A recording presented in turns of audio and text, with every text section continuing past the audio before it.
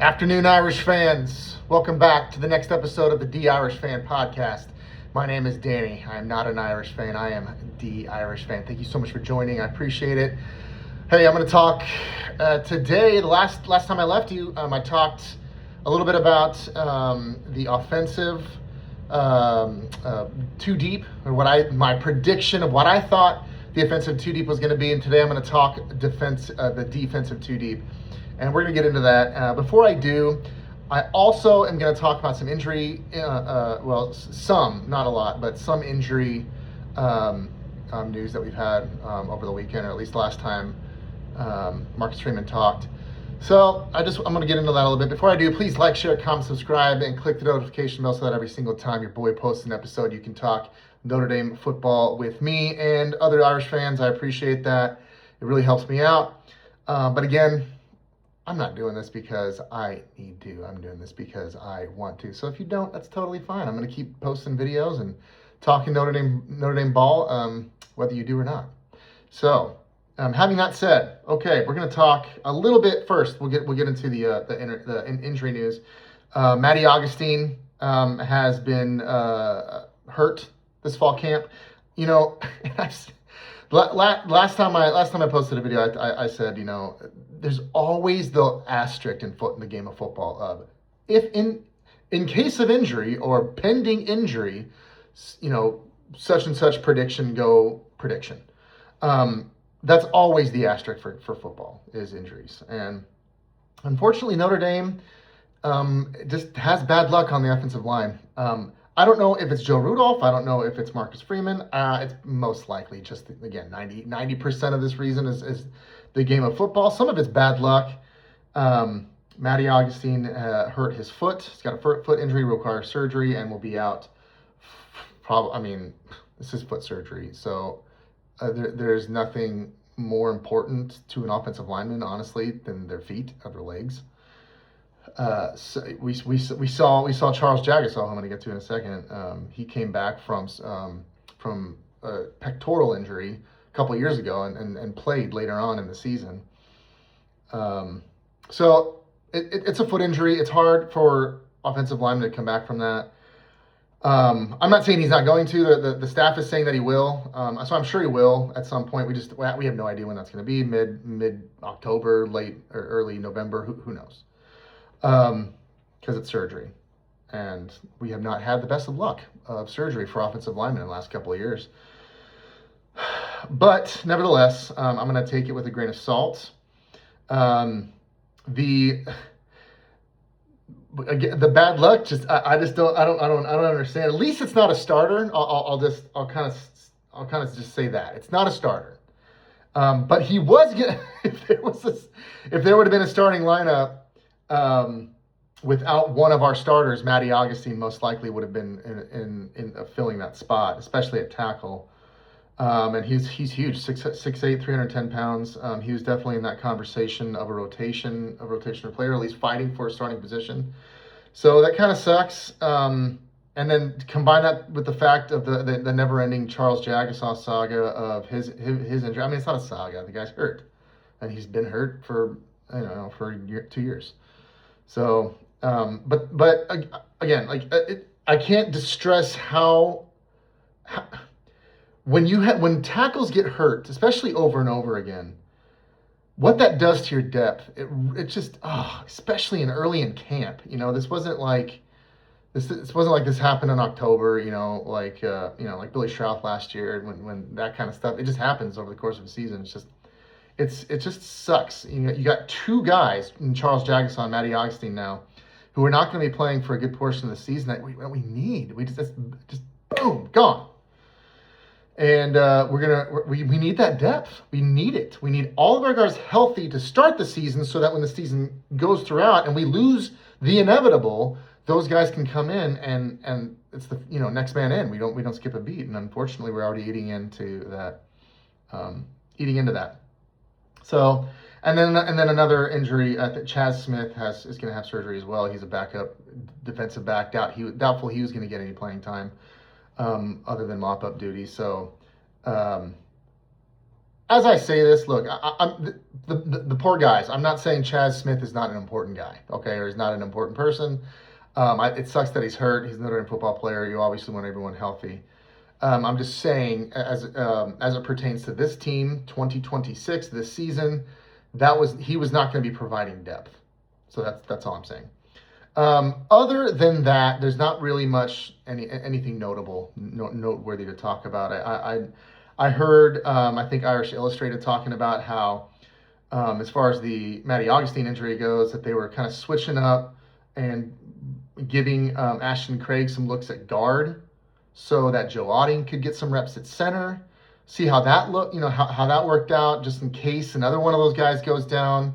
You could shift Ashton Craig over, put Joe Otting in, and the offensive line wouldn't skip a beat. If we know anything about Joe Rudolph, he is willing to put tackles at guards at tackles, centers at kicker. He didn't actually do that. I'm just saying. He's willing to put guys everywhere in order to mix and match with this depth. I've been critical of this in the past. I still am. At the same time, when it happens in camp, you kind of have to play with your options. So hopefully we get that kind of sorted out. The rest of camp goes injury-free. But on that note, every single season, guys, every single season, somebody goes down where you're just like, oh, how did that happen? Oh man, that sucks. Every single season it's somebody. You lose for the rest of the year, for a good portion of the year. Hopefully we have hit that and it won't be anybody else, but you never know. I think Dallas, I heard, again, I was reported by Irish Illustrated, Dallas Golden was seen in the last practice that they saw, I think last week. I'm recording this on a Monday. Last week, he was in street clothes and working in the pit, whatever that means. Dallas Golden is one of those guys who's definitely, and we're going to get into the defensive two deep real quick, but he was going to be a rotational guy for sure, possibly even competing for a starting lineup position. And he would have been backing up a guy if he is going to be the starter in Christian Gray at the nickelback. And Christian Gray has shown that he has been extremely unreliable in terms of injuries the last couple of seasons. So Dallas Golden is definitely going to be a guy that is going to be in the rotation, if not starting. So if he's hurt, I don't know if he is or not. I'm reporting only what Irish Illustrated reported publicly. So that's kind of concerning as well. So other than that, injury news, okay, we're fine. This guy's not falling. CJ Carr's okay, I think. So let's get into the defensive starting lineup, and we're going to also talk two deep here. My notes that I wrote down here, a couple of times, I wrote step up, question mark, like who's going to step up, or what's gonna be the position group that steps up this year. And that was like the number one thing that I had for the defense is step up. The defense, it was a love-hate relationship last year with the defense. We started out atrocious. I talked about it the last podcast. We were not good. We were not good. Like we weren't even average. We were flat out awful, and we lost 2 out of our first 3 games, and made a really bad Purdue team look decent in the 3rd game. We won that game, but the first 3 games they were not good at all. The light bulb turns on.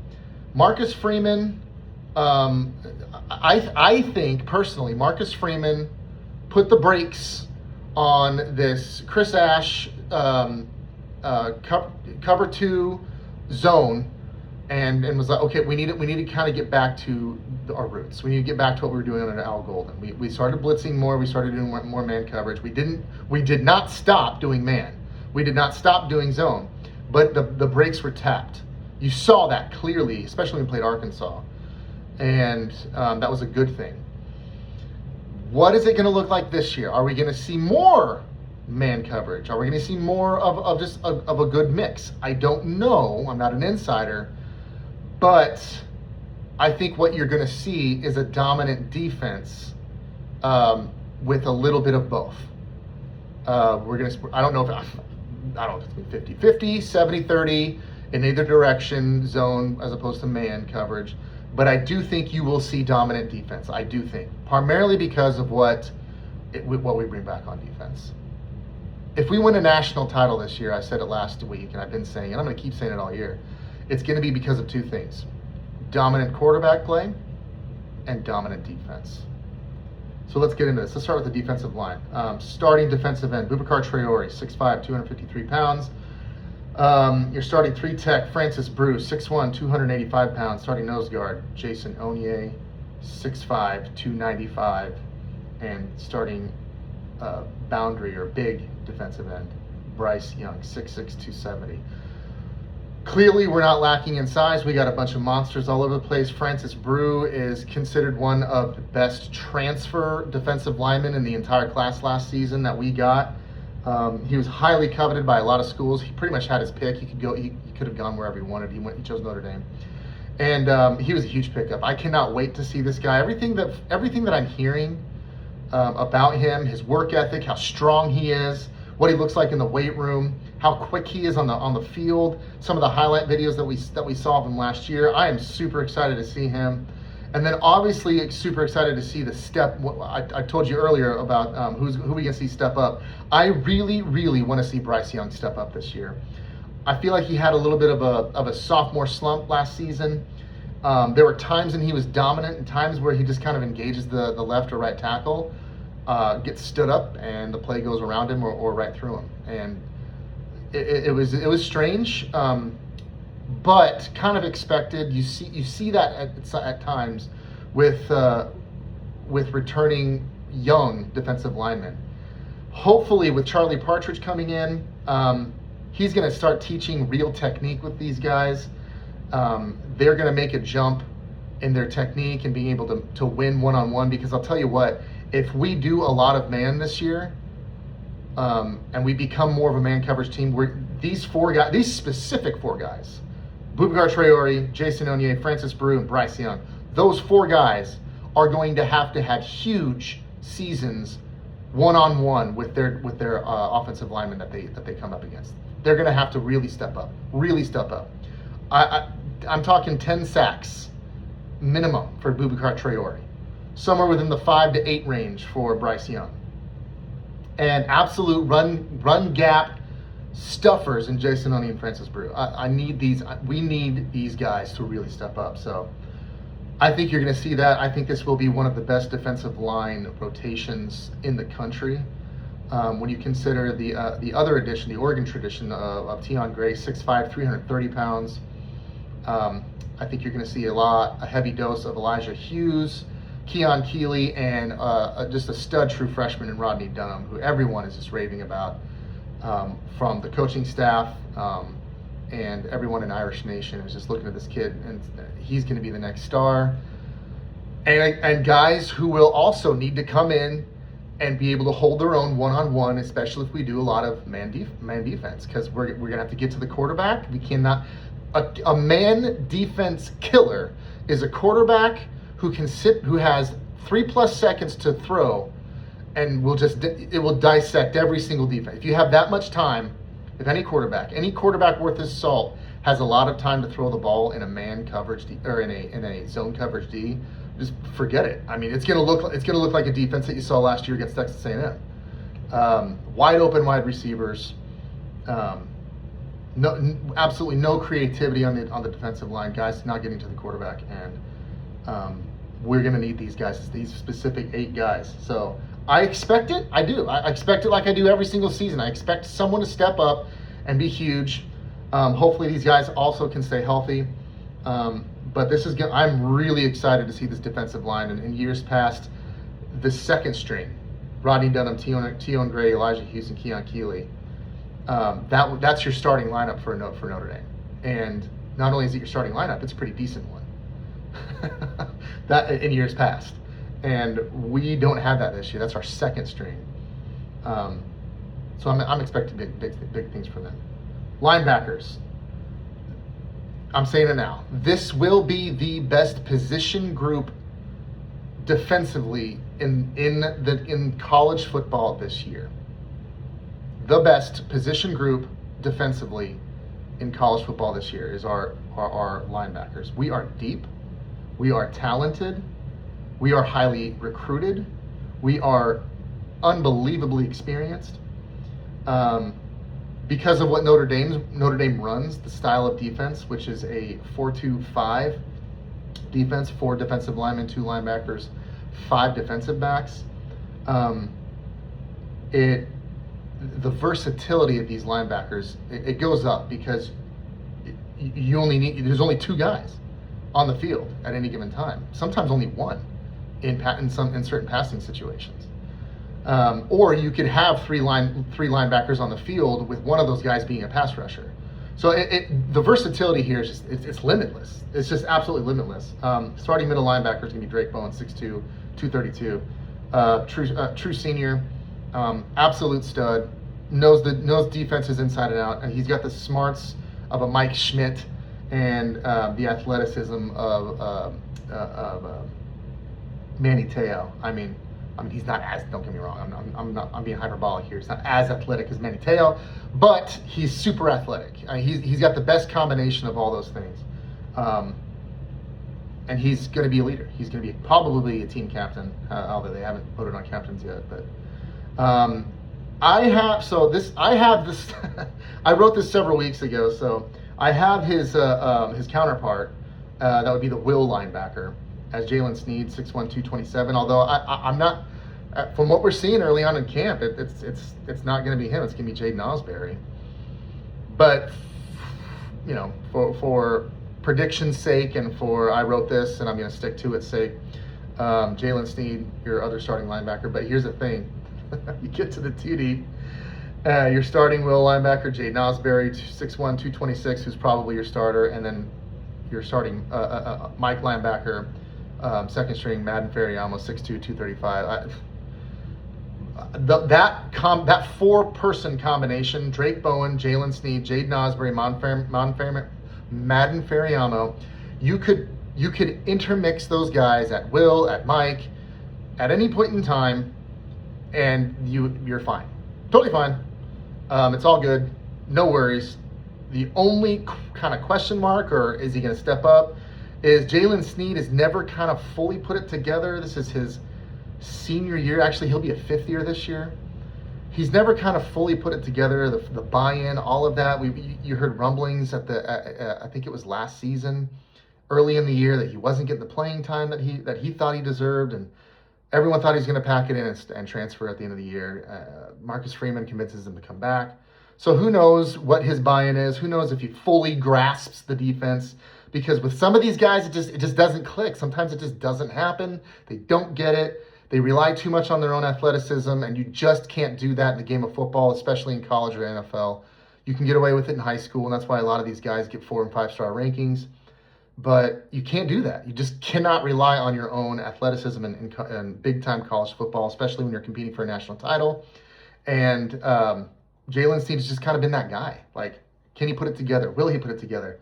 I think he will, and I think he's going to be used more as a pass rusher. I mentioned just a second ago that you could put 3 linebackers on the field and have one of them be a pass rusher. In that scenario, that's your pass rusher, is Jalen Sneed, with any combination of your other linebackers. I haven't even mentioned KVA yet, and the only reason why I haven't is because he's been hurt. Everyone in camp is thus far. All the camp intel is saying that he's totally fine and he'll be your day 1 starter at will linebacker. Now, if that's true, if he truly is healthy, that's your day 1 starter. You have 5 guys, 5 linebackers occupying 2 positions on the field at any given time that you can intermix and just they can just go out there and play, and that is just extremely rare in this day and age at any position group. And especially at Notre Dame, and especially at that position group, linebacker. I mean, it's a linebacking group that you would expect at Alabama, circa Nick Saban or Kirby Smart. Like, this linebacker room is that good and that talented and that deep. So I'm super looking forward to that. I cannot wait to see what they do. Secondary. I probably gave a hyperbolic statement in saying that the linebacking group is going to be the best in college football, best position group defensively in college football in the year of our Lord 2026. I'm gonna be more hyperbolic here. I'm gonna say the second best is going to be this Notre Dame secondary, which is exactly everything I just said about the defense stands for. I'm sorry, everything I just said about the linebackers stands for the secondary. They are deep, they are talented, they are highly recruited, and they are very experienced. Oh, and by the way, they have the best defensive back / cornerback, whatever you want to call them, in the entire country in Leonard Moore. Starting boundary cornerback, Leonard Moore, 6'2", 197, true junior, and he will not need a senior year. Starting field corner, I had it as DJ McKinney, transfer cornerback from Colorado, 6'2", 180. He's a fifth year. But I'm hearing that he has been replaced, or not replaced, but that he's getting a lot of time. He is not in the starting lineup as of right now for Sanders. I can't remember his first name. The transfer cornerback from Michigan. So one of those scenarios in either case, DJ McKinney or Sanders, it doesn't matter who starts there. They're experienced. You got one guy who played in the Big Ten, the other guy played opposite a Heisman Trophy candidate. So a Heisman Trophy winner, I should say. You're going to see a lot of mix and matching here with DJ McKinney and Jaden Sanders. I'm really looking forward to seeing one of those guys step up. And who's it going to be? Is it going to be DJ McKinney or Jaden Sanders? I don't know. Again, we talked about Leonard Moore, talked about those guys, and then we got your safety, strong safety, Adon Schuler, and then your free safety, Tay Johnson. Adon Schuler, 6 foot 202 pounds, he's a senior, true junior. Tay Johnson is a true junior, 6'2", 200 pounds. Probably the best safety tandem in the country.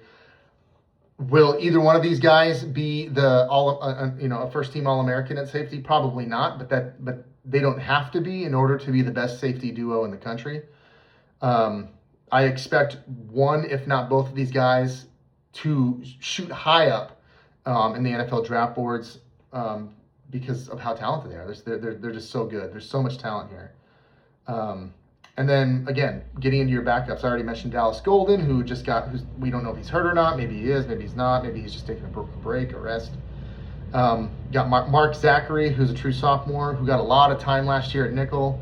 That's probably not his position. He's probably more of a field corner type, but still highly rated, highly ranked, highly recruited. Kari Adams, who is a 5-star by every single recruiting standard, who is going to be most likely the backup to Leonard Moore. And then Joey O'Brien, another 5-star, who's going to be in the safety rotation. Oh yeah, by the way, Luke Talich, who got a ton of playing time last year, who's probably going to be a captain himself. It's just loaded. In years past, your starting lineup would have been some combination of Dallas Golden, Mark Zachary, Joey O'Brien, Ethan Long, and Kari Adams. That's your starting lineup, even you're going into your 2 deep. And that's not mentioning at all DJ McKinney, DJ Sanders, Jaden Sanders, Adon Schuler, Tay Johnson, and Leonard Moore. So this defense has no excuses. The Chris Ash era, they have no excuses, none. They're way too deep to not be good. They're way too talented to not be good. They're way too well coached to not be good.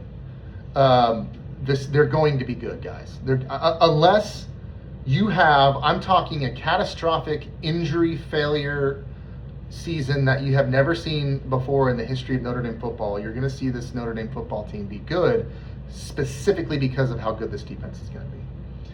And I cannot wait to see it. I'm more excited to see this defense than I am the offense. because it's going to be incredibly hard to score points against this defense. So all the offense has to do is be decent. You know, all CJ Carr has to do is similar to what he did. I'm not saying he's going to, but I'm just saying all he has to do is what he did last year. You know, somewhere in the 25 touchdown range to 3 to 6 interception range, and this team will be a national title contender. And if CJ Carr can put it together and have a better season than that, a national title winner. That's what I'm anticipating. That's what I see. That's what I hope happens. And I haven't even mentioned some of the other guys that I think are making a splash along the defensive line. Armel Mukam,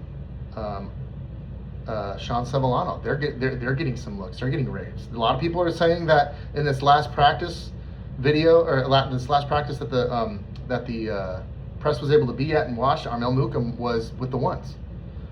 Sean Sevillano. It just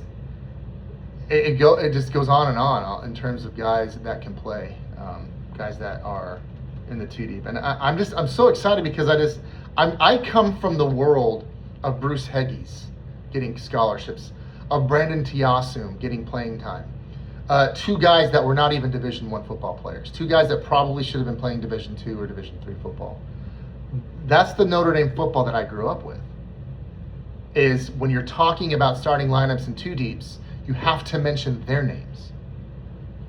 And that is just guys, that's just light years. Well, Notre Dame has just gone light years away from those days. We are so far away from that in the Marcus Freeman era that you really should get excited. You should really, really be excited for what this season and what it's going to be. So that's going to be it. I'm going to keep this short and sweet. That's my starting lineup. Thank you so much for tuning in. I appreciate it. If you could please, again, like, share, comment, subscribe, and click the notification bell. That'll help your boy out a lot. And leave some comments. You know, let me know what you think. You know, who do you think the defensive MVP is going to be this year? Who do you think your offensive MVP is going to be this year? Who do you think is going to step up? Who do you think is going to get hurt? That we have to think about that. We have to talk about it. We have to think about it. Even though I don't want to, that we have to, because that's just the nature of the game. It's violence, in the words of Marcus Freeman. So, with that, God bless all of you. Go Irish and leave no doubt.